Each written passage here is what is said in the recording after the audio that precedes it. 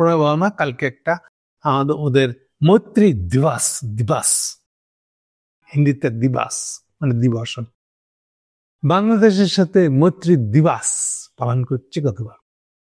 প্রণয় Varma Indian রাষ্ট্রদূত, তিনি ওখানে গিয়ে একটা মজার বক্তৃতা দিচ্ছে।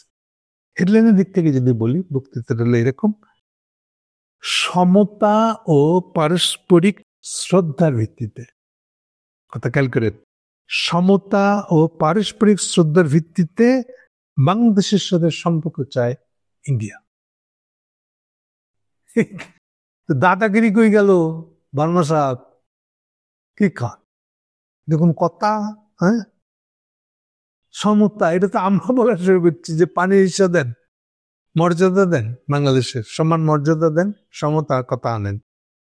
তা আপনি ট্যাবলেট খাওয়া গেছে। সমতা ও পারস্পরিক শ্রদ্ধার ভিত্তিতে আপনি সম্পর্ক চান। আসেন আসেন আসেন, এতে লাইনে আসছে না, একটু দূরে থাকবেন। আপনারা ইদানিং বর্ডারে আবার কিলিং শুরু করছেন, নদীতে বালাই দিয়ে মারছেন, মাইরে নিয়ে গেছেন আবার লাশ, 8 দিন পরে ফেরত দিতেছেন, এগুলো শুরু করছেন।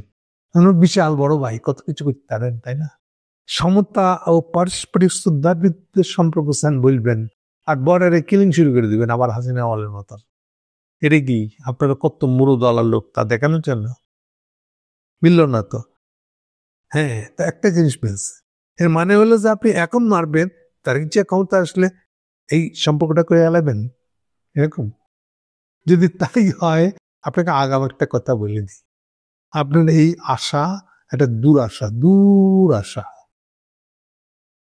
আমি বারে বলে আসছি যে বাংলাদেশে ইলেকশন হবে না, 7 মণ তেলও ঢালা হবে না, রাধাও নাচবে।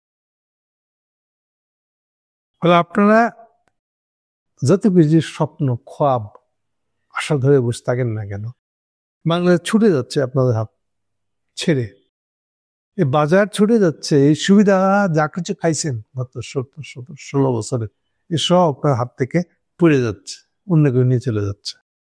এইটা ঘুরতে থাকবে। তাতে এখন বিয়া পুরায় বাজনার মতন যতই বলেন সমতা ও পারস্পরিক শ্রদ্ধার ভিত্তিতে সম্পর্ক চাই, ইটস টু লেট। আপনার সব দেরি করে ফেলেছেন। ফলে আপনাদের কি বলবো, স্বপ্ন দেখতে থাকেন, একটার পর একটা সামনে থেকে চলে যাবে, আর বলবো আরে না এখন থেকে করবো, এরকম বসে থাকবেন। দেখেন এইভাবে কয়দিন আপনি টিকতে পারেন। Thank you.